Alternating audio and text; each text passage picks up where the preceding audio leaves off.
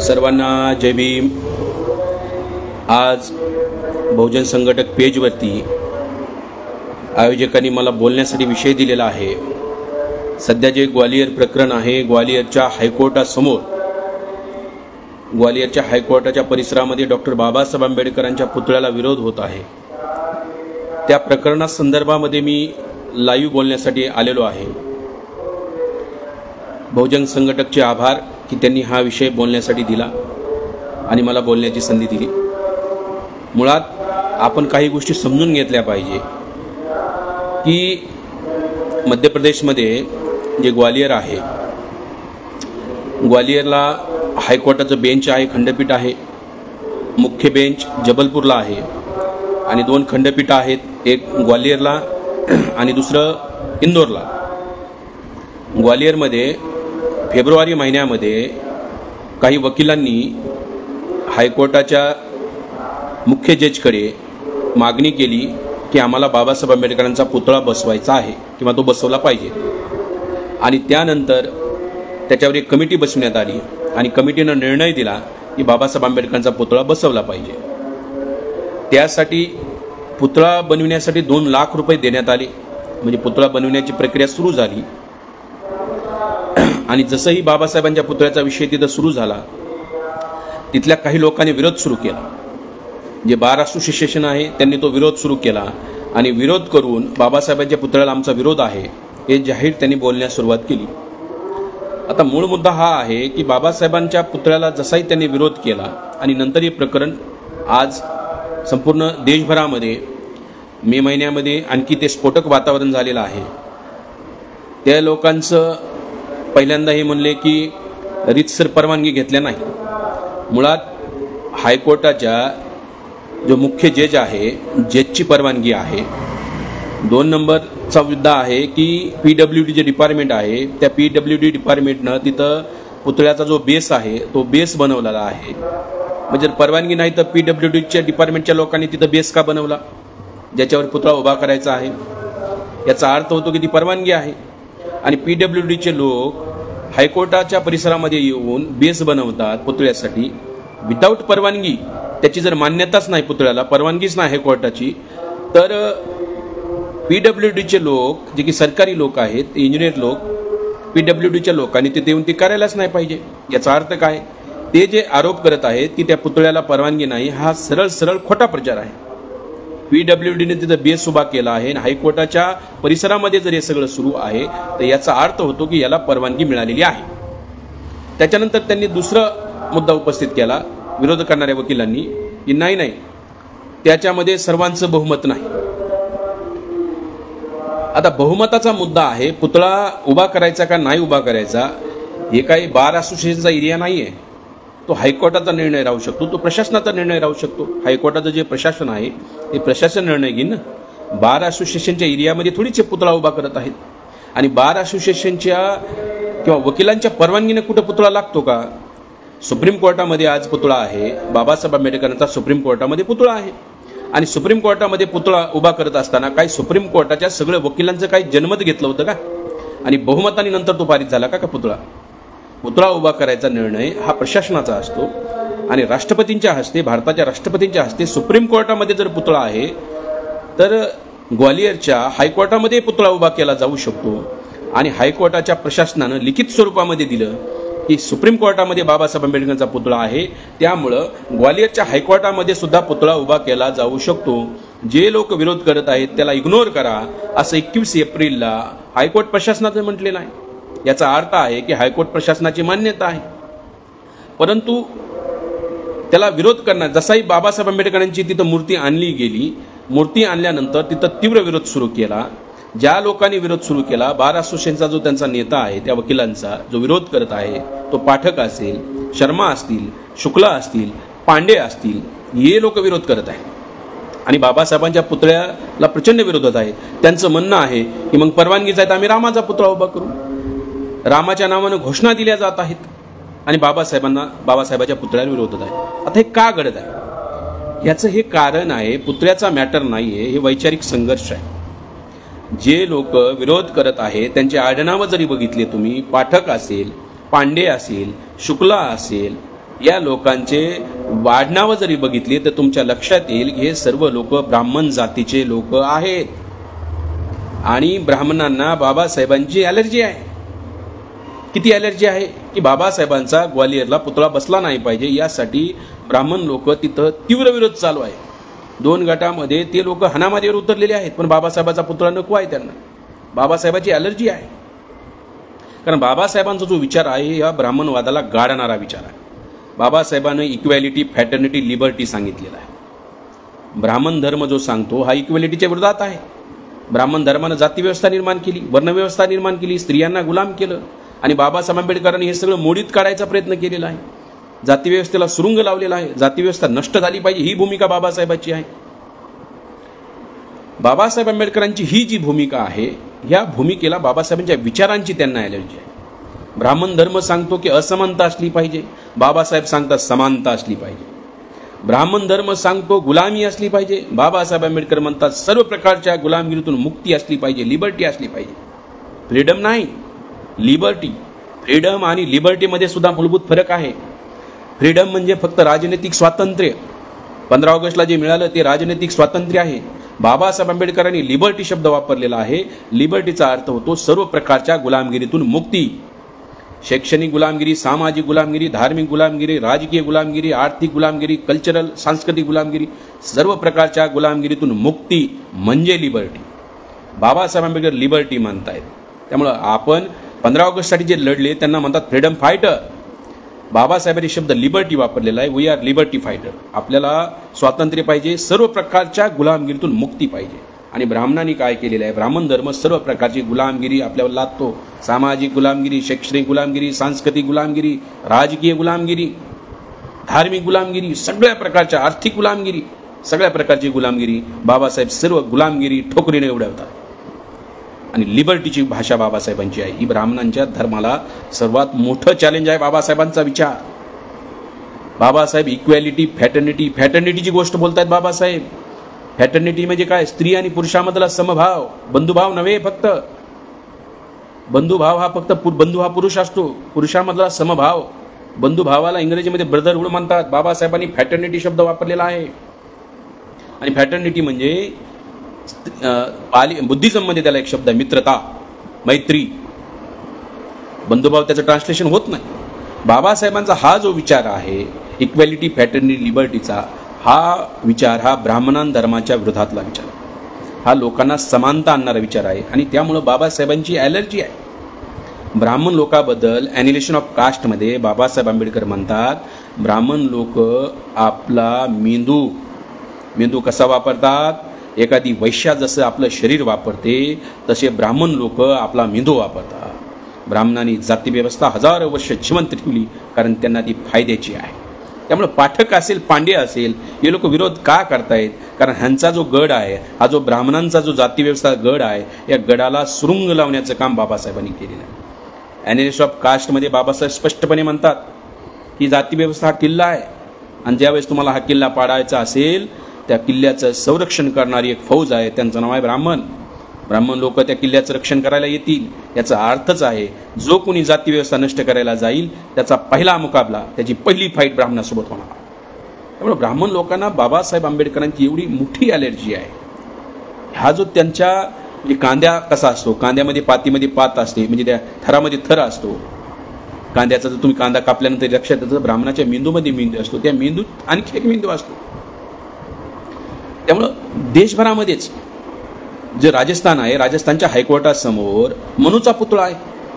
ज्या मनुस्मृतीनं आमचं सर्व वाटोळं केलं हजारो वर्ष, त्या मनूचा पुतळा आहे राजस्थानच्या हायकोर्टासमोर. आपण म्हणतो या देशामध्ये लोकशाही आहे, समानतेचं राज्य आहे. मनूचा पुतळा कसं काय असू शकतो? ज्यानं असमानता निर्माण केली त्याचा पुतळा कसं काय असू शकतो हायकोर्टासमोर? हे सगळं न्यायालयामध्ये या सगळ्या ज्या बाबी सुरू आहे. काय त्यांना बाबासाहेब आंबेडकरांनी जे संविधान लिहिलं आहे त्यांचं म्हणणं आहे की बाबासाहेबांचा पुतळा हे काय गल्लीबोळातला आहे का काय, हे काय यांचा मोहल्ला आहे का काय, गल्लीबोळ आहे काय, तिथं हे बाबासाहेबांचा पुतळा बसवत आहे? अरे बाबासाहेब आंबेडकरांनी संविधान लिहिलं, संविधानासाठी मोठा संघर्ष केला. या देशातल्या प्रत्येक व्यक्तीला आज जो मताचा अधिकार आहे, ज्याला अडल्ट फ्रँचाईज म्हणतात, तो मताचा अधिकार लढले बाबासाहेब आंबेडकर. ब्राह्मण लोक लढले नाहीत मताच्या अधिकारासाठी.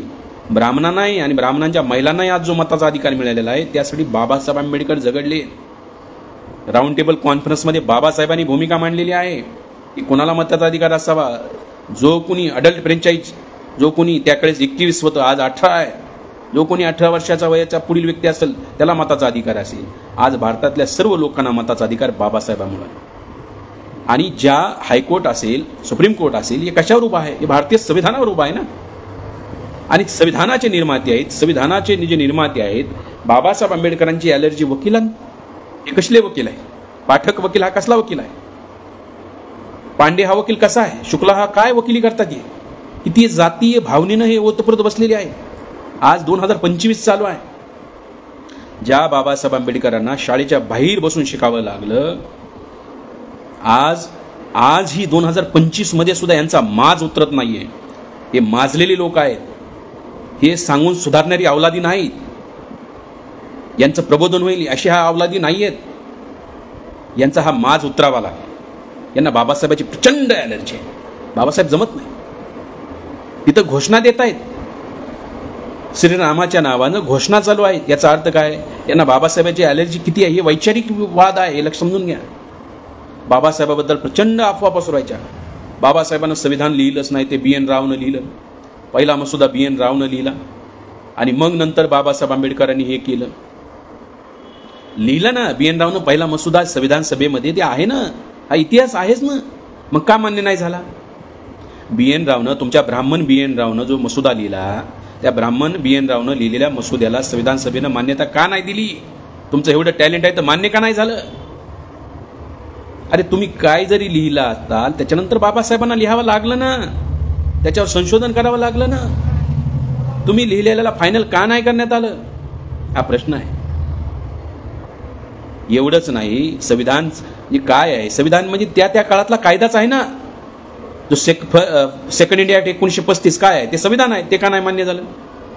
फर्स्ट इंडिया ॲक्ट 1919 ते सुद्धा त्या काळातलं संविधान आहे. ते का नाही मान्य झालं? 1928ला नेहरूंनी रिपोर्ट लिहिला, त्याला नेहरू रिपोर्ट, हे संविधान आहे त्या काळातलं. ते का नाही मान्य झालं? तुमच्या लोकांनी संविधान लिहिण्याचा प्रयत्न केला ना, त्याला मान्यता नाही मिळाली. सर्व लोकांची मान्यता. 1918लाच ब्रिटिशांनी हे धोरण जाहीर केलं होतं, आम्ही देश सोडून जाऊ. देश सोडून जाण्या अगोदर सर्व महत्त्वाचे जे नॅशनल एलिमेंट आहेत, जे राष्ट्रीय समुदाय आहेत भारतामध्ये, त्या लोकांची सर्वांची मिळून, तुम्ही सर्वांनी मिळून संविधान बनवलं पाहिजे आणि त्या बनवलेल्या संविधानाला सर्वांची मान्यता असली पाहिजे. असे 22 संविधान छोटे मोठे लिहिले गेले. एकालाही सर्वांची मान्यता मिळाली नाही. बाबासाहेब आंबेडकरांनी संविधान लिहिलं, त्या संविधान सभेत सर्वांनी मान्य केलं. ते संविधान सभेतल्या सर्वांनी ते मान्य केलेलं आहे. संविधान सभेच्या जे बाहेर जे लोक आहेत, जे बुरसटलेल्या विचाराचे लोक आहेत, आजही आहेत ना, त्यांना हे संविधान मान्य नाही. मुळात ह्या मनुच्या ज्या अवलादी आहेत यांना हे संविधान मान्य नाही. संविधानामध्ये आपल्याला जो अधिकार मिळाला हे मान्य नाही. याला उपाय काय करणार आपण? याचा उपायावर बी आपण बोललं पाहिजे. कारण हे काय करणार, कंटिन्यू बाबासाहेबांच्या पुतळ्याला विरोध करायचा आहे. संविधानामध्ये बाबासाहेबांचं योगदानच नाही असं म्हणायचं. हे उष्णपासनं घेऊन इकडून तिकडून घेऊन संविधान लिहिलं असं म्हणायचं. कंटिन्यू चालू आहे. का ते बाबासाहेबांनी लिहिले? आमचं हे म्हणणं आहे, याला उपाय काय? उपाय हा आहे की यामध्ये आता सुप्रीम कोर्टाचे जे जज आहेत, चीफ जस्टिस हे भूषण गवई आहे, यांनी ह्याच्यामध्ये हस्तक्षेप केला पाहिजे. केंद्र सरकारनं यामध्ये हस्तक्षेप केला पाहिजे. आम्हाला केंद्र सरकारकडून यापेक्षा जास्त नाही आहेत. कारण अमित शहाने मागली पार्लमेंटमध्ये बोलले मागे, आंबेडकर आंबेडकर आंबेडकर एवढं जर जपलं असतं तर देव पावला असता आणि देव 14 जन्म तुमचे काहीतरी 7 जन्म स्वर्गात मिळाले असते. आंबेडकर नावाची ॲलर्जी किती आहे? शहांना किती ॲलर्जी आहे? आंबेडकर फॅशन बनलंय म्हणे ही. त्यामुळे बीजेपीकडून आम्हाला अपेक्षा नाही आहेत, केंद्र सरकारकडून अपेक्षा नाही की काहीतरी करतील. पण आता चीफ जस्टिस भूषण गवई झालेत आणि भूषण गवईंचं म्हणणं आहे की मी माझ्या आईवडिलांमुळं, शिक्षणामुळं आणि बाबासाहेबांमुळं मी चीफ जस्टिस झालेलो आहे. त्या बाबासाहेबांचा पुतळ्याला विरोध होत आहे. तर चीफ जस्टिस जे आहेत सुप्रीम कोर्टानं यामध्ये हस्तक्षेप करायला पाहिजे आणि हस्तक्षेप करून ते पुतळा तिथं बसवला गेला पाहिजे. जे पाठक जे लोक आहेत, काय यांना संविधान मान्य नाही? बाबासाहेबांची काय अलर्जी आहे पाठक शुक्लाला? मी तर ह्या नतीजे, हे लोक सुधारण्याच्या लायकीचे ना लोक नाही. हे काही लोक आपण म्हणतो सुधारले पाहिजेत, पण हे सुधरू शकत नाही. आपण मोठ्या प्रमाणावर संविधानाची जनजागरणाचं अभियान राबवलं पाहिजे. संविधानाच्या संदर्भामध्ये लोकांचे गैरसमज दूर केले पाहिजे. त्यांनी BN रावचं नाव घेतल्यानंतर आपण त्याचं उत्तर दिलं पाहिजे. जर BN रावनं पहिला मसुदा लिहिला, एवढा चांगला होता, तो मंजूर का नाही झाला सांगा? मंजूर का नाही झाला संविधान सभेमध्ये? जर तुमचं एवढंच बेस्ट होतं, चांगलं आहे, ते मंजूर का नाही झालं? मग बाबासाहेबाला मसुदा कमिटीत यावं लागलं, मसुदा कमिटीचे अध्यक्ष व्हावं लागलं. मुळात हे संविधानच बाबासाहेबांना लिहू नये अशी त्या काळातल्या लोकांनी सुद्धा रणनीती आखली होती. बाबासाहेबांची एवढी ॲलर्जी आहे, प्रचंड ॲलर्जी आहे लोकांना. संविधान सभेच्या निवडणुकीच्या अगोदर, संविधान सभेच्या निवडणुका नंतर होणार होत्या, अगोदर विधानसभेच्या निवडणुका होणार होत्या. प्रांतीय विधानसभेच्या निवडणुका होणार होत्या. मद्रास प्रांत, मुंबई प्रांत, बंगाल प्रांत, सिंध प्रांत, सेंट्रल प्रोव्हिन्स. अगोदर आमदारकीच्या निवडणुका होणार होत्या आणि ते आमदार, निवडून आलेले आमदार मग संविधान सभेचे मेंबर निवडून देणार होते. बाबासाहेब आंबेडकरांचा जो पक्ष आहे शेड्यूल कास्ट फेडरेशन, 1946ला मुंबई प्रांतामध्ये उभा राहिला. सर्वच वेगवेगळ्या प्रांतामध्ये बाबासाहेबांनी उमेदवार उभा केले, कारण आमदार निवडून आल्यानंतर संविधान सभेमध्ये जाणं शक्य होणार होतं. महाराष्ट्रामध्ये बाबासाहेब आंबेडकरांच्या पार्टीचा अर्थात शेड्यूल कास्ट फेडरेशनचा एकही आमदार निवडून आला नाही, एकही आमदार निवडून येऊ दिला नाही. सरदार पटेलांचं, बाबासाहेबांचंच वाक्य आहे. सरदार पटेल म्हणाले, बाबासाहेब आंबेडकरांसाठी संविधान सभेचे दरवाजे नाही, आम्ही खिडक्या बंद केल्या. दरवाजे नाही, आम्ही खिडक्या बंद केल्यात. म्हणजे काही जरी झालं तर आंबेडकरांना आम्ही संविधान सभेवर येऊ देणार नाही. ते सरदार पटेल जे म्हणतायत आंबेडकरांना आम्ही दरवाजे नाही खिडक्या बंद केल्या, त्या सरदार पटेलचा मोदी सरकार भला मोठा, जगातला, भारतातला सर्वात मोठा पुतळा उभारला. काय त्या पटेलांचं योगदान आहे? पटेलांचं योगदान आहे बाबासाहेब आंबेडकरांना संविधान सभेत न येऊ देण्यामध्ये योगदान आहे. ही त्या काळातली रणनीती आहे. तरी सुद्धा बाबासाहेब आंबेडकर, त्यांचा एक आमदार बंगालमधून निवडून आला, जोगेंद्रनाथ मंडल. बाबासाहेब जोगेंद्रनाथ मंडल आणि मलिक यांच्या सहींवर उमेदवारी उभा राहिले आणि निवडून आले. खुलना, जयसूर, बोरीसाल, फरीदपूर या जिल्ह्यातून निवडून आले. मग सेकंड चाल खेळली गेली. हे जे 4 जिल्हे, ज्या जिल्ह्यातून बाबासाहेब आंबेडकर निवडून आले होते, ते 4 जिल्हे पाकिस्तानला देऊन टाकले. बाबासाहेब आंबेडकर पाकिस्तानच्या संविधान सभेचे मेंबर, आणि ते 4 जिल्हे पाकिस्तानमध्ये. जोगेंद्रनाथ मंडल निवडून आले, ते जिल्हे पाकिस्तानला देण्यात आले. मंडल पाकिस्तानच्या संविधान सभेवर. म्हणजे बाबासाहेब आंबेडकर संविधान सभेवर येऊ नयेत म्हणून 4 जिल्हे, भारताचे 4 जिल्हे, जिथं हिंदूंची 70% पॉप्युलेशन आहे, ते 4 जिल्हे पाकिस्तानला देऊन टाकले. म्हणजे बाबासाहेबांनी संविधान सभेवर येऊ नये. एवढं झाल्यानंतर बाबासाहेबांनी प्रेस कॉन्फरन्स घेतली. लंडनला जाऊन आले, ॲटलीला भेटले, विन्स्टन चर्चिलला भेटले, आणि वापस आल्यानंतर त्यांनी प्रेस कॉन्फरन्स घेऊन सांगितलं, जर आमच्या लोकांच्या सहमतीशिवाय या देशाचं संविधान लिहिलं गेलं तर आम्ही ते मानणार नाही, आम्ही ते संविधान मानणार नाही. ही भूमिका बाबासाहेबांनी घेतली, प्रेस कॉन्फरन्स घेऊन घेतली, ऑन रेकॉर्ड आहे ही गोष्टी. आणि मग ती मजबुरी बनली बाबासाहेबाला संविधान सभेवर घेण्याची. आणि बॅरिस्टर जयकरांनी जे राजीनामा दिला होता, तिथून बाबासाहेब उभा राहिले आणि अनअपोज संविधान सभेवर आले. संविधान सभेवर चालले नाही तर ड्राफ्टिंग कमिटीचे चेअरमन झाले. ड्राफ्टिंग कमिटीचे चेअरमन झाले, लॉ मिनिस्टर झाले. अगोदर बाबासाहेब संविधान सभेवर येऊ नये एवढा मोठा विरोध झाला, आणि नंतरच्या काळामध्ये त्यांना संविधान सभेवर घेणं गांधींची आणि यांची मजबुरी झालेली आहे. मला वाटतं त्या काळापासून एक मन पडली असेल, एक मन आहे, मजबुरी का नाम महात्मा गांधी. मला वाटतं काय मजबुरी होती गांधींची, कारण इंग्रजांचं हे ॲनालिसिस होतं. इंग्रजांचं म्हणणं होतं, 1918चं धोरण आहे की जोपर्यंत तुम्ही भारतातले सर्व प्रमुख लोक, प्रमुख समुदाय, नॅशनल एलिमेंट एकत्र येऊन संविधान बनवत नाहीत आणि त्या संविधानाला सर्वांची मान्यता मिळत नाही, तोपर्यंत आम्ही हा देश सोडून जाणार नाही. ही इंग्रजांची अट होती. जर बाबासाहेब आंबेडकरांची सहमती नसेल, बाबासाहेबांच्या लोकांची सहमती नसेल, तर इंग्रज भारत सोडून जाऊ शकत नव्हते. इंग्रज भारत सोडून जाऊ शकत नव्हते, कारण बाबासाहेबांच्या लोकांची सहमती मिळवणं आवश्यक होतं. म्हणून नेहरूंना, पटेलांना प्रधानमंत्री, उपप्रधानमंत्री बनण्याची घाई झाली होती, सरकार बनवण्याची घाई झाली होती. म्हणून त्यांना मजबुरीमध्ये बाबासाहेबांना संविधान सभेत घ्यावं लागलेलं आहे. बाबासाहेबाची सहमती घेण्यासाठी त्यांना ड्राफ्टिंग कमिटीवर घेण्यात आलेलं आहे. जर बाबासाहेब एवढे टॅलेंटेड होते, त्यांना माहीत होतं, तर विरोध का केला? बाबासाहेबाचा एकही आमदार महाराष्ट्रातून निवडून का नाही दिला? बाबासाहेब बंगालमधून निवडून आल्यानंतर ते 4 जिल्हे पाकिस्तानला का दिले?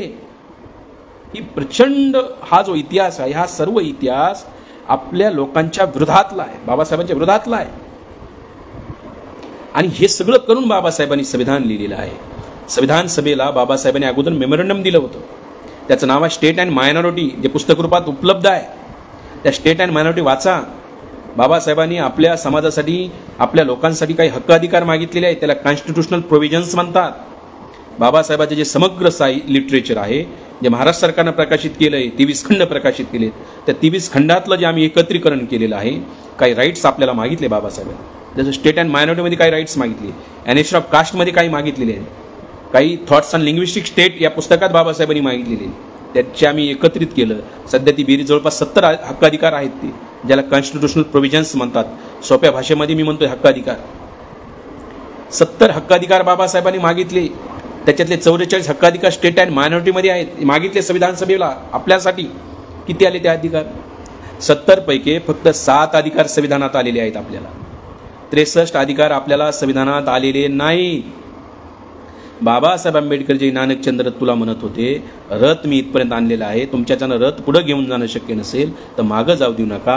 याचा एक्झॅक्ट अर्थ आहे, तुमच्यासाठी मी 7 अधिकार मिळवलेले आहेत, तुमच्याच्यानं 8वा अधिकार, 9वा अधिकार, 10वा अधिकार मिळवणं शक्य नाही झालं तर काही हरकत नाही, या 7 अधिकाराचं रक्षण करा.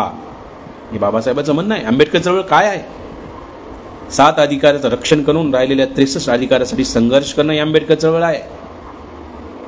त्याच्यातील 63 पैकी एक आहे सुप्रीम कोर्टाचे आणि हायकोर्टाचे जे जजेस आहेत, हे यांच्या मनाने निवडतात कॉलेजियम पद्धतीनं. बाबासाहेबांचं काय म्हणणं आहे? तिथं रिझर्वेशन असलं पाहिजे.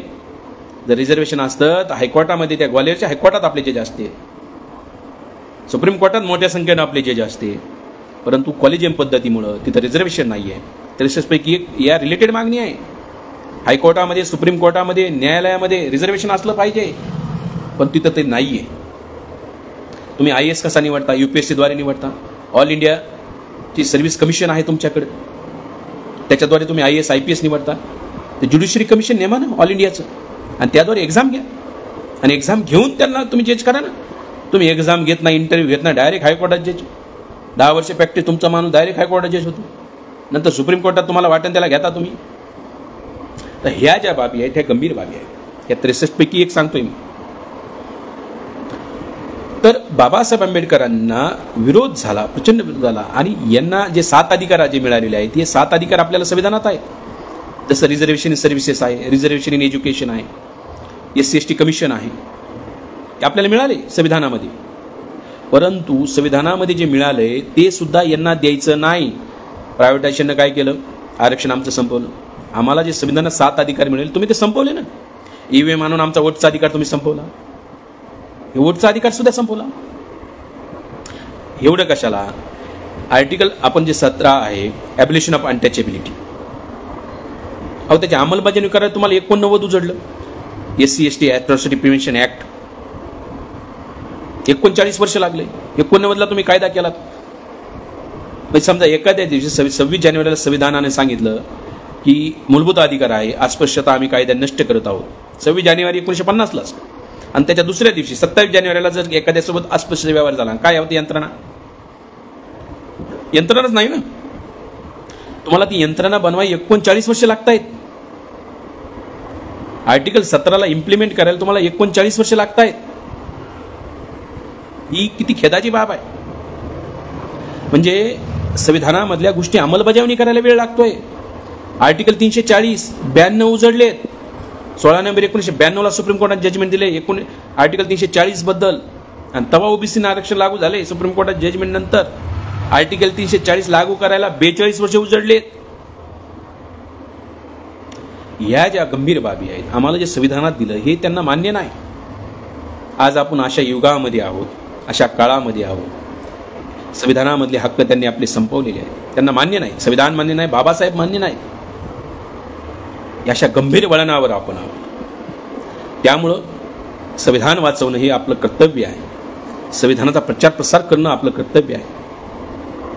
आणि संविधानामध्ये काय आपले अधिकार आहेत हे सांगणं आपलं कर्तव्य आहे. संविधान सभेचा इतिहास काय हे सांगणं कर्तव्य आहे. ते अफवा पसरवतात, आपण उत्तर दिले पाहिजे. आपण अभ्यासपूर्ण उत्तर दिले पाहिजे.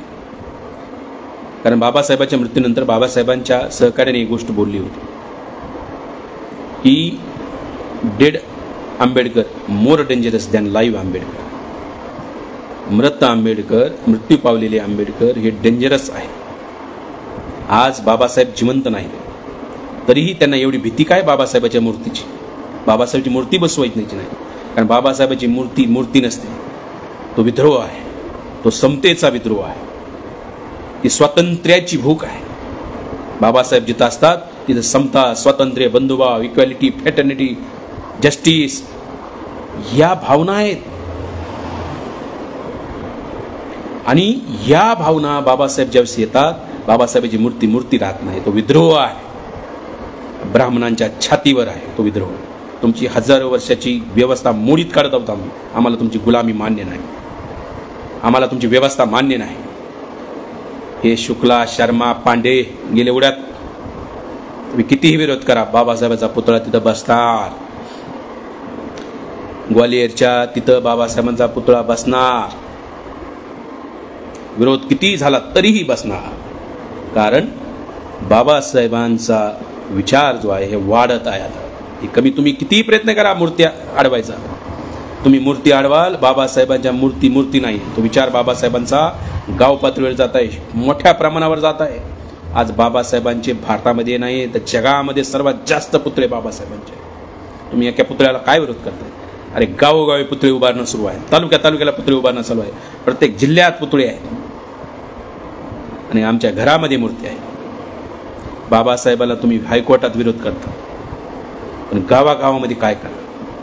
उद्या भारताच्या प्रत्येक गावात बाबासाहेबांचा पुतळा उभा राहणार. ज्या गावात नाही त्या गावात उभा राहणार. कारण बाबासाहेब ही वाढत जाणारी गोष्ट आहे. बाबासाहेबांचा विचार हा देशाला तारणारा विचार आहे. अरे तुमच्या विचार हा संकुचित आहे. तुमच्या विचारामुळं देश गुलामीत गेला. तुमच्या विचारामुळं इंग्रज भारतात आले. तुमच्या विचारामुळं मोघल भारतात आले, शेख आले, हून आले, कुशाण आले. भारत गुलाम झाला तुमच्यामुळं. तुम्ही जाती व्यवस्था बनवली, वर्ण व्यवस्था बनवली. काही मुठभर लोकांना हातात शस्त्र घेण्याचा अधिकार दिला. जर आम्हाला असता शस्त्र घेण्याचा अधिकार तर या देशाला आम्ही कधी गुलाम होऊ दिलं नसतं. तुम्ही मुठभर लोकांच्या हातात असल्यामुळे झालेला आहे. तुमच्यामुळे हजारो वर्ष देश गुलामीत राहिलेला आहे. त्यामुळे बाबासाहेबांचा विचार हा देशाला तारणारा विचार आहे. देशाला पुढे घेऊन जायचं असेल, देशाला पुढे न्यायचं असेल तर फक्त बाबासाहेबांचा विचार घेऊन जाऊ शकतो. अरे तुम्ही आमच्यावर एवढे अन्याय केले, पण आम्हाला ज्यावेळेस संधी मिळाली, आमच्या बापाला ज्यावेळेस संधी मिळाली संविधान लिहिण्याची, आणि तुम्हा सर्वांचा उद्धार केला त्याने. ब्राह्मणाला मताचा अधिकार नसावा, ब्राह्मणाला शिक्षणाचा अधिकार नसावा असं नाही केलं. तुमच्या सुद्धा न्यायिक बुद्धी लागते. ज्यावेळेस तुमच्या हातात देण्याची भावना असते, न्यायिक बुद्धी लागते. बाबासाहेबांची बुद्धी न्यायिक होती. जे त्यांच्यासोबत नव्हते त्यांचंही कल्याण केलं. अरे आर्टिकल 340 मध्ये 3743 जाती येतात ओबीसीमध्ये. ओबीसींच्या आरक्षणाची तरतूद केली. ओबीसी बाबासाहेबांसोबत त्या वेळी काळ नव्हता तरी सुद्धा त्यांची तरतूद केलेली आहे, हे समजून घ्या. त्यामुळे बाबासाहेबांचा विरोध सोडा. माझं विनंती आहे या पाठक कुलकर्णी या सगळ्या ब्राह्मण लोकांना विनंती आहे, तुम्ही तसे सुधारणारे अवलादी नाहीत आम्हाला माहीत आहे, पण आम्ही संविधानाला मानणारे लोक आहोत, आम्ही कायद्याला मानणारे लोक आहोत, आम्ही न्यायाला मानणारे लोक आहोत. त्यामुळे आम्ही कायदा हातात घेत नाही. नाही तर तुम्हाला सरळ करायला जास्त वेळ लागणार नाही आहे. तुम्हाला सरळ करायला जास्त वेळ लागणार नाही आहे. आमच्याच वंशजांनी, आमच्याच पूर्वजांनी भीमा कोरेगावचा इतिहास आठवत असेल तर तुम्हाला माहीत आहे 28,000 जी फौज होती पाय लावून पळालेली होती. हा इतिहास आहे आणि इतिहास आहे. आम्ही कायद्याला मानणारे लोक आहोत. त्यामुळं संविधान आमच्या बापानं लिहिलेलं आम्हाला मान्य आहे. त्यामुळे आम्ही कायद्यानं मानणार आहोत. आम्ही संविधानिक तरीक्यानंच करणार, आम्ही नैतिक तरीक्याने करणार, आम्ही न्यायिक तरीक्याने करणार आणि ती मागणी लावून धरणार, पुतळा बसणार. आणि हायकोर्टातच नव्हे तर भारताच्या प्रत्येक गावात इथून पुढे पुतळा होणार बाबासाहेबांचा. ही मोहीमच चालणार, तुम्ही रोखू शकत नाही. बाबासाहेब हे प्रचंड प्रमाणामध्ये, आता हे भारताचा विषय नाही, हा आंतरराष्ट्रीय विषय आहे. ते जगाचे नॉलेजचे केंद्र बनले झालेले आहेत. आणि ज्या व्यक्तीनं कोलंबिया अमेरिकेमध्ये शिकले, मग लंडनला गेले, लंडन स्कूल ऑफ इकॉनॉमिक्समध्ये शिकले, ग्रेझिनमध्ये बॅरिस्टर झाले. अरे बाबासाहेब लॉ कॉलेजचे प्रिन्सिपल होते, त्यांनी संविधान लिहिले या देशाचं. त्या माणसाला तुमचा विरोध आहे. सुधारा रे, वेळ गेलेली नाही आहे, सुधरा तुम्ही, लवकर सुधरा. जेवढं लवकर सुधारताल तेवढं बरं आहे तुमच्यासाठी ना आमच्यासाठी सुद्धा. हा देश, आम्हाला या देशाची एकता आणि अखंडता प्रिय आहे. एकता, एकात्मता, अखंडता ही आपल्याला शाबूत ठेवायची आहे आणि त्या दृष्टीने सर्वांनी प्रयत्न करावा. संविधानाचा जनजागरण करूया, बाबासाहेबांच्या विचाराचा प्रसार करूया आणि संविधानिक मार्गानेच हे प्रकरण निकाली काढूयात. एवढंच सांगतो आणि थांबतो. जय भीम, जय भारत.